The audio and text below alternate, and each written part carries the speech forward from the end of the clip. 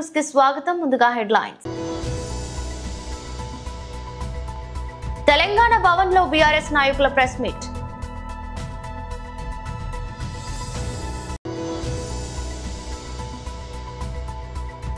కేంద్ర మంత్రి శ్రీ కిషన్ రెడ్డి మీడియాతో మాట్లాడుతూ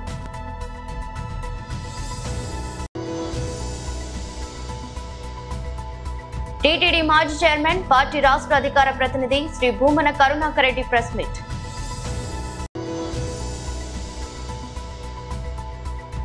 ఏపీ తెలంగాణ డీలిమిటేషన్ పిటిషన్ ను కొట్టివేసిన సుప్రీంకోర్టు. తెలంగాణ భవన్ లో బీఆర్ఎస్ నాయకుల ప్రెస్ మీట్ నిర్వహించారు. రేవంత్ రెడ్డి గారు అనేది స్వయంగా ఢిల్లీలో బట్ట బయలైపోయింది. ఆయన నోటితోనే ఆయన్నే చెప్పిండు. ఇవాళ రేవంత్ రెడ్డి గారు ఎంత దారుణమైన పరిస్థితిలో ఉన్నారంటే, స్వయంగా ఒక ముఖ్యమంత్రి ఫోన్ ట్యాపింగ్ మేము చేస్తున్నాము అని చెప్తుండంటే, దీని మీద ఎందుకు సిబిఐ ఎంక్వైరీ, ఈడీ ఎంక్వైరీ ఎందుకు వేయొద్దు అని నేను అడుగుతా ఉన్నాను. ఇవాళ నేను బీజేపీ వాళ్ళందరినీ కూడా ప్రశ్నిస్తూ ఉన్నాను.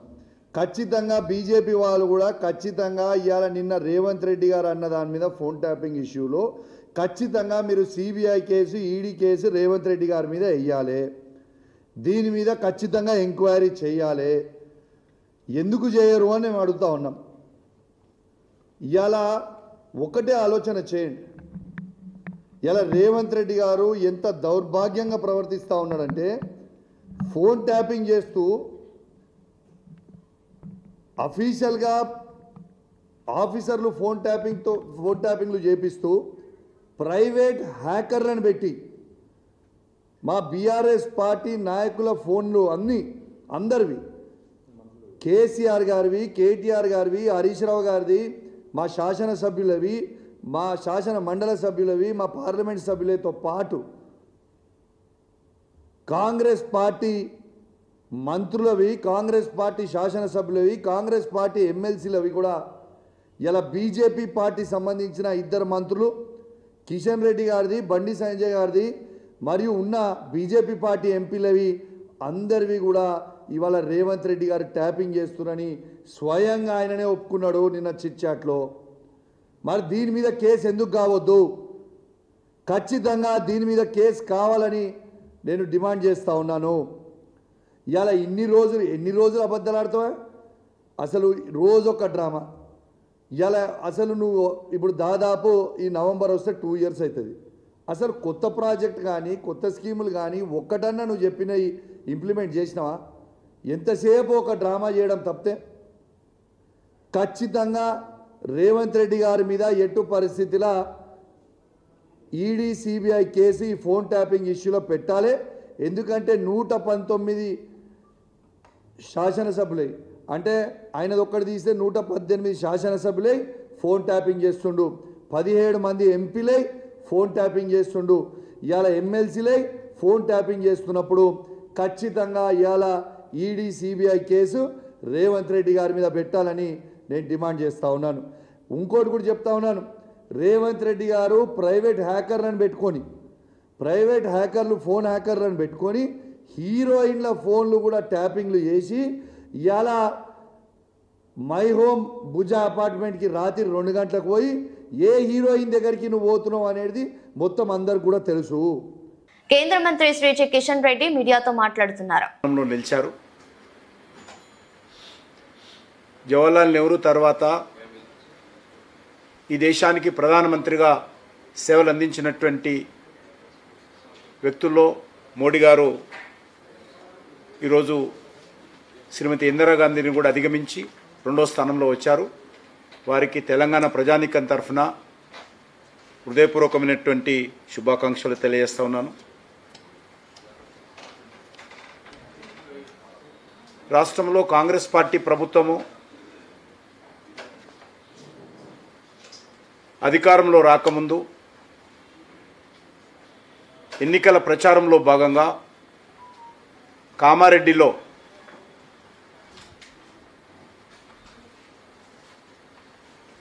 బీసీ డిక్లరేషన్ పేరుతో కాంగ్రెస్ పార్టీ అధికారంలోకి వస్తే 42% రిజర్వేషన్ అమలు చేస్తామని చెప్పి ఆ పార్టీ హామీ ఇచ్చింది. ఇచ్చినటువంటి హామీని అధికారంలోకి వచ్చి 2 సంవత్సరాలైనా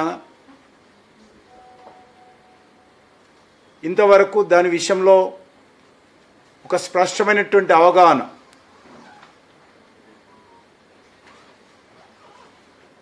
ఆ పార్టీలో లేదు. ఆ రోజు 42% బీసీ రికగ్నిషన్ సంబంధించి రిజర్వేషన్ కల్పిస్తామని ప్రకటించి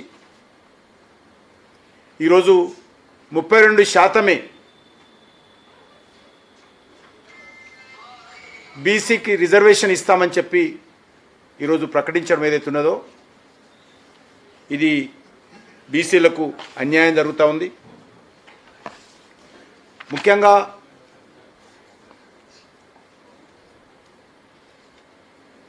మన తెలుగు రాష్ట్రాలలో ముఖ్యంగా హైదరాబాద్ హైకోర్టు చాలా స్పష్టంగా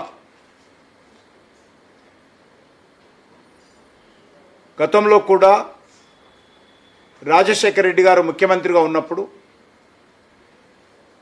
బీసీ ఈ పేరు మీద 4% ముస్లింలకు రిజర్వేషన్ కల్పించినప్పుడు ఆనాడు హైకోర్టు రాజ్యాంగ ధర్మాసనం చాలా స్పష్టంగా హైకోర్టు ఫుల్ బెంచ్ ఈ రకమైనటువంటి రిజర్వేషన్ రాజ్యాంగ వ్యతిరేకము కాబట్టి రిజర్వేషన్ చెల్లదని చెప్పి హైకోర్టు 2 సార్లు చాలా స్పష్టంగా తీర్పిచ్చింది.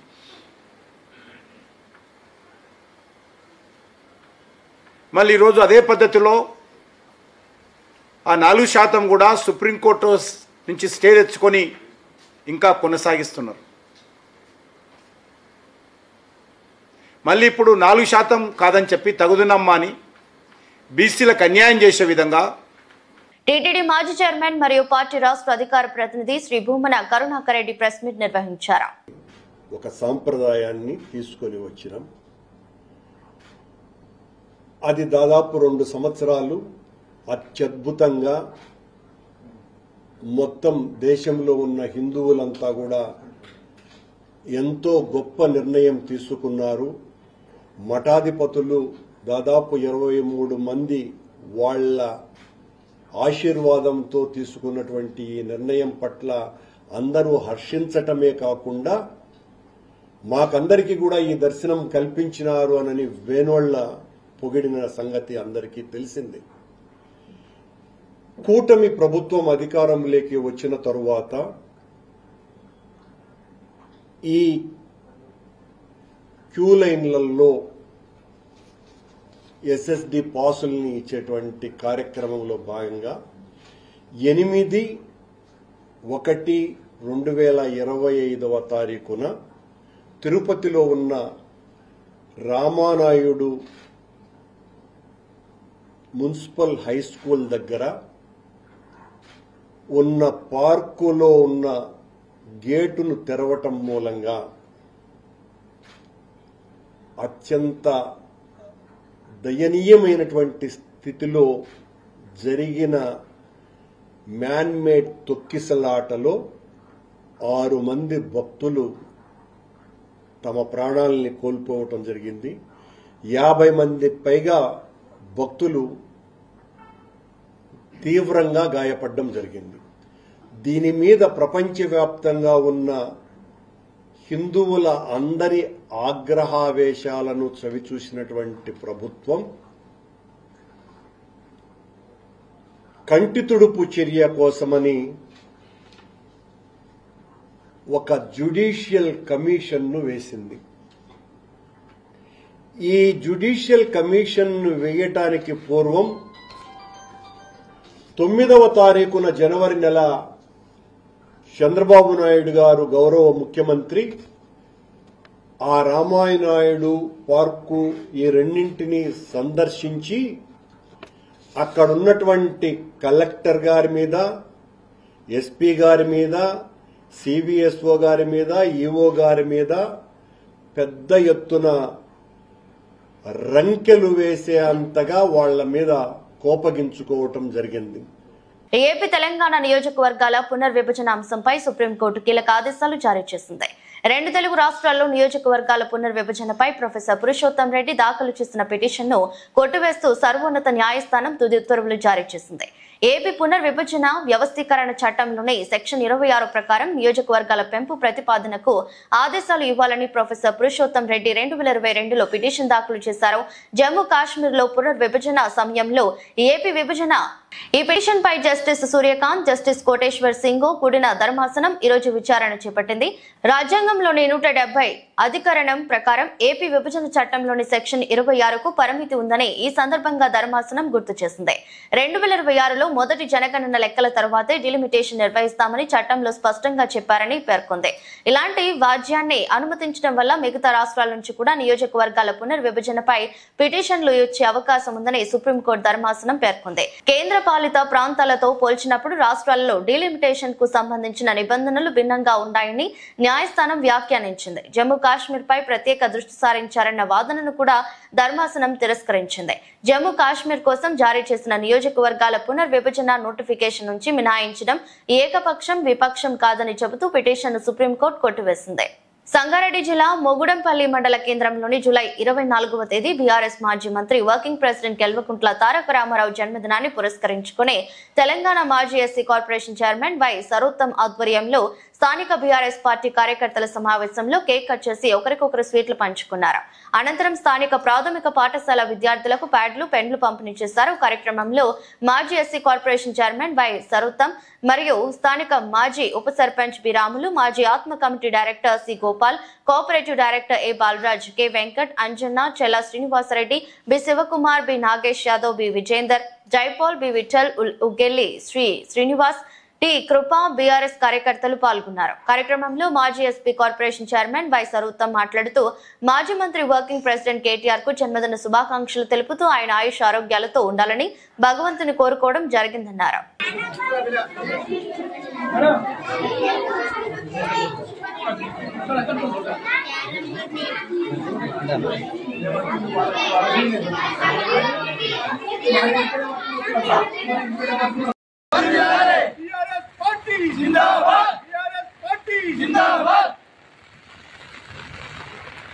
గత 14 సంవత్సరాల సర్వీసులో మాపై ఎలాంటి ఆరోపణలు లేవని నిరాధారణ వార్తలు రాసి నన్ను మానసికంగా వేధింపులకు గురి చేస్తున్నట్లు ఐనవోలు మండలం తహసీల్దార్ విక్రమ్ పేర్కొన్నారు. వరంగల్ నగరంలోని ఇండియన్ మెడికల్ అసోసియేషన్ భవనంలో వరంగల్ ఉమ్మడి జిల్లా తహసీల్దార్లు విలేకరుల సమావేశం నిర్వహించారు. సమావేశంలో తహసీల్దార్లు విక్రమ్, మహమ్మద్, ఎక్బాల్, బండి నాగేశ్వరరావు, శ్రీనివాస్, నాయూబ్ తహసీల్దార్లు రంజిత్, నాగేంద్ర ప్రసాద్, సుమన్, ఎంఆర్ఐలు కీర్తన, దివాకర్ తదితరులు పాల్గొన్నారు. ఈ సందర్భంగా విక్రమ్, ఇక్బాల్ మాట్లాడుతూ నిత్యం ప్రజలతో మమేకమయ్యే ఏకైక శాఖ రెవెన్యూ శాఖ అని అన్నారు. కొందరు పీడీఎఫ్ ప్రతికూల వారు అసత్య కథనాలు ప్రచురించి బ్లాక్ మెయిల్ కు పాల్పడుతున్నారని అన్నారు. ఆర్థికంగా ఇస్తావా లేదా అని బెదిరింపులకు పాల్పడటంతో నేను మనస్తాపానికి గురై ఇబ్బందులు ఎదుర్కొంటున్నానని వారు వివరించారు.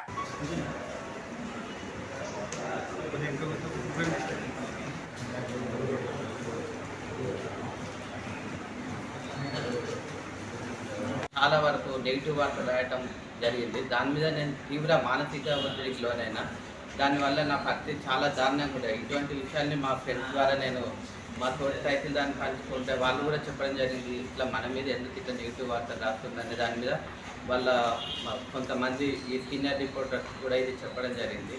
దానివల్ల వాళ్ళు కూడా వాళ్ళకి చెప్పడం జరిగింది, నెగిటివ్ వార్తలు రాసే వాళ్ళకు కూడా చెప్పినా కూడా వాళ్ళు వినకుండా నన్ను చాలా మానసిక వేదనకు గురి చేసిండు. నేను దాదాపు 14 సంవత్సరాల నుండి హన్మకొండ జిల్లాలో వివిధ మండలాల్లో నేను పనిచేస్తున్నా. ఎక్కడ కూడా నా మీద చిన్న అలిగేషన్ కూడా లేదు. అటువంటిది ఒక చిన్న షోకాజ్ నోటీస్ నా 23 ఇయర్స్ సర్వీస్లో కూడా లేదు. అటువంటిది నన్ను పట్టుకొని అవినీతి మరక అంటించి మా రిలేషన్లో కానీ బయట కానీ వాట్సాప్లలో పంపడం వల్ల నేను తీవ్ర మానసిక ఒత్తిడికి గురైన.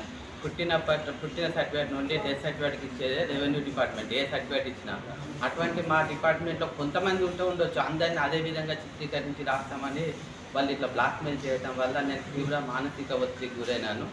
మళ్ళీ తప్పకుండా స్లాట్ చేయవలసి ఉన్నది. అలాంటి దాన్ని తహసీల్దార్ న్యాయబద్ధంగా చట్టబద్ధంగా చేయవలసినటువంటి నాలా కన్వర్షన్ను కూడా కేవలం డబ్బుల కొరకు ఆశపడి మాత్రమే ఆయన మీద వార్త రాసిండు. వార్త రాసినప్పుడు కూడా ఫస్ట్ టైం రాసినప్పుడు కూడా వాళ్ళకి సంబంధించిన అసోసియేషన్ కూడా సంప్రదించడం జరిగింది. అన్న ఇట్లా వార్త రాస్తాను అంటే వాళ్ళు కూడా అరే విక్రమ్ సార్ మనోడే రాయకండి, మీరు ఆయన అట్లా చేయడు, మాట్లాడదామన్న తర్వాత కూడా అతను డబ్బులు డిమాండ్ చేయడం అంటే మొదటి దఫాగా డబ్బులు వేయడం జరిగింది. 30,000 రూపాయలు ఫోన్పే చేసింది. ఆయన 2 లక్షల రూపాయలు అడగడం జరిగింది.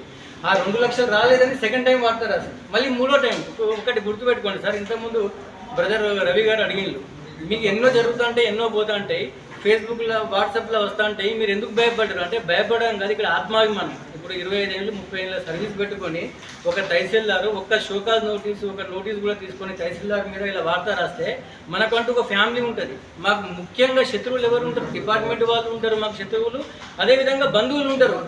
ఈ ఎంఆర్ఓ మీద ఇట్లా. కాంగ్రెస్ పార్టీతోనే సామాజిక న్యాయం సాధ్యమని మహబూబ్ నగర్ ఎమ్మెల్యే ఎన్ఎం శ్రీనివాస్ రెడ్డి పేర్కొన్నారు.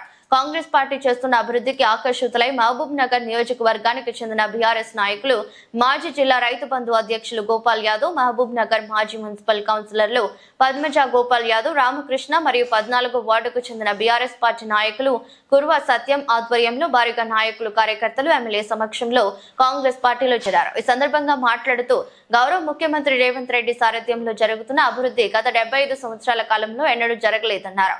గత 16 నెలల కాలంలో సుమారు 260 కోట్ల రూపాయలతో మహబూబ్ నగర్ లో సమాంతరంగా అభివృద్ధి చేశామని, ప్రతి కాలనీలో రోడ్లు, డ్రైనేజీలను, ఇతర అభివృద్ధి పనులను పూర్తి చేశామన్నారు. ఎవరికి ఊహ కందని రీతిలో మహబూబ్ నగర్ లో అభివృద్ధి పరుగులు పెడుతుందన్నారు. వివిధ రాష్ట్రాల్లో ఉన్న ఎందరో ముఖ్యమంత్రులు బీసీ రిజర్వేషన్ కోసం పోరాటం చేయలేదని, కానీ మన మహబూబ్ నగర్ బిడ్డ రేవంత్ రెడ్డి బీసీ బిడ్డలకు రాజ్యాధికారం ఇవ్వాలని భావించి నిపుణుల కమిటీ ఏర్పాటు చేసి కేబినెట్ లో చర్చించి ఆర్డినెన్స్ ను చేసి కేంద్రానికి పంపించారని ఆయన చెప్పారు. బీసీ రిజర్వేషన్ కోసం మానవ ప్రయత్నంగా ఎన్ని ప్రయత్నాలు చేయాలో వాటన్నిటినీ ముఖ్యమంత్రి చేశారని ఆయన గుర్తు చేశారు. ప్లాట్ రిజిస్ట్రేషన్ చేయించుకోవడానికి కూడా భయపడేటటువంటి కర్మను అనుభవించింది పాలన. ఒక 500 గజాల ప్లాట్ రిజిస్ట్రేషన్ చేయని పరిస్థితులు అనుభవించారు. అంటే కంప్లీట్ గా స్వేచ్ఛ లేకుండా మన జీవనం బీసీ బిడ్డలను అందరినీ జీలపాలు చేసింది ఆయన కదా. బీసీ బిడ్డలు ఈ రోజు నేను డైరెక్ట్ గా వేదిక మీద నుంచి అడుగుతా ఉన్నా, ఇప్పుడు నీవు రంగులు మార్చి వేషం వేసుకున్నంత మాత్రమే బీసీ బిడ్డలు నమ్ముతారు. నేను న్యాయం చేసినా నాతో పాటు నా సమానంగా ఇది ఎదగడానికి నేను పెట్టేసాను. 18 నెలలు అవుతుంది. ఈ రోజు నేను చెప్తా ఉన్నా, ఆ మైనార్టీల నుంచి స్టేట్ మొత్తంలో అతిపెద్ద పోస్ట్ అయిన మైనార్టీ కమిషన్ చైర్మన్ గా మన ఉబేదుల్లా కొత్తవారు గారు ఆ సామాజిక వర్గం నుంచి పెద్ద పోస్ట్ లో కాంగ్రెస్ పార్టీ సీనియర్ నాయకులు, మనందరి ప్రియతమ నాయకుడు ఎన్ఎం శ్రీనివాస్ రెడ్డి గారి నాయకులు అందరూ కొద్దిగా సహకరించాలి. రామకృష్ణ గారి కౌన్సిలర్ కుర్వ సత్యం గారు ముందుకు రావాలని, సతీష్ గారు ముందుకు రావాలని కోరుతా ఉన్నా.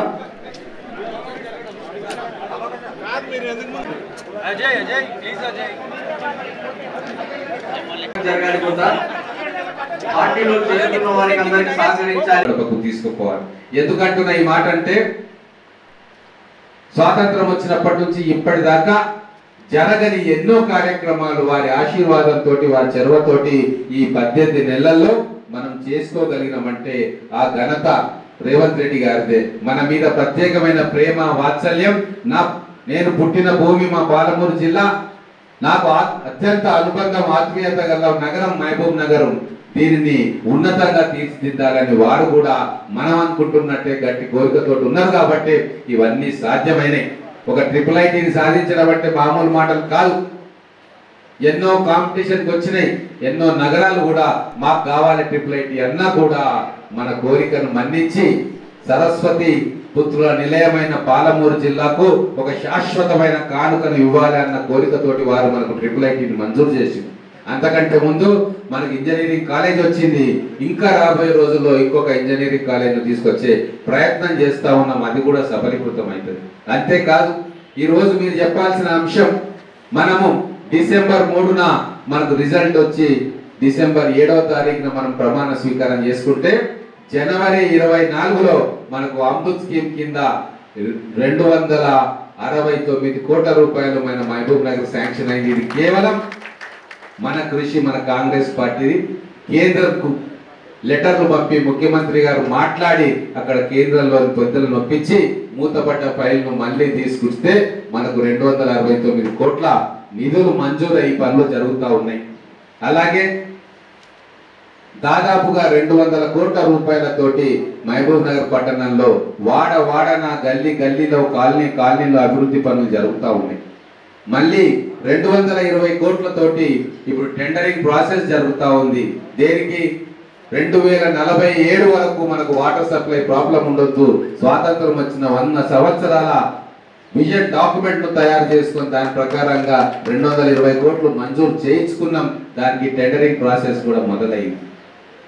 ఇంకా కేంద్ర ప్రభుత్వం సహకారంతో రాష్ట్ర ప్రభుత్వం ముఖ్యమంత్రి గారి చొరవతోటి ఇంకొక 900 కోట్ల రూపాయలతోటి ప్రపోజల్స్ కూడా పెడతా ఉన్నాం. అభివృద్ధి ఆగదు. మొత్తం తెలంగాణలోనే అత్యధికంగా నిధులు తీసుకొని బ్రహ్మాండంగా అభివృద్ధి చేసుకునే సువర్ణ అవకాశం మనకు రేవంత్ రెడ్డి గారి రూపంలో ఇప్పుడు వచ్చింది. కాబట్టి ప్రతి పాలమూరు బిడ్డ ఈ రోజు వారికి వెన్నుదన్నుగా నిలబడాల్సిన అవసరం ఉంది. ఈ రోజు వచ్చిన నాయకులందరూ కూడా బీసీ బిడ్డలు. ఈరోజు రాష్ట్రంలో ఒక పెద్ద చర్చ జరుగుతూ ఉంది. మన స్ఫూర్తి ప్రదాత కాంగ్రెస్ పార్టీని ముందు నడుస్తూ ఆసేతు హిమాచలం పాదయాత్ర చేసి ఒక కొత్త ఒరవడి సృష్టించిన రాహుల్ గాంధీ గారి ఆలోచనను మన రేవంత్ రెడ్డి గారు ఆచరణలోకి తీసుకొచ్చింది. నిన్న ఢిల్లీలో మీటింగ్ జరిగింది. భారతదేశం మొత్తం కూడా ఆశ్చర్యం. వార్తలు ముగించే ముందు మరోసారి హెడ్లైన్స్. తెలంగాణ భవన్ లో బీఆర్ఎస్ నాయకుల ప్రెస్ మీట్.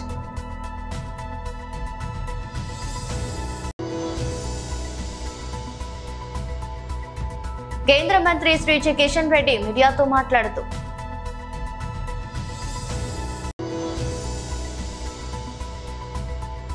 టీటీడీ మాజీ చైర్మన్ పార్టీ రాష్ట్ర అధికార ప్రతినిధి శ్రీ భూమన కరుణాకర్ రెడ్డి ప్రెస్ మీట్.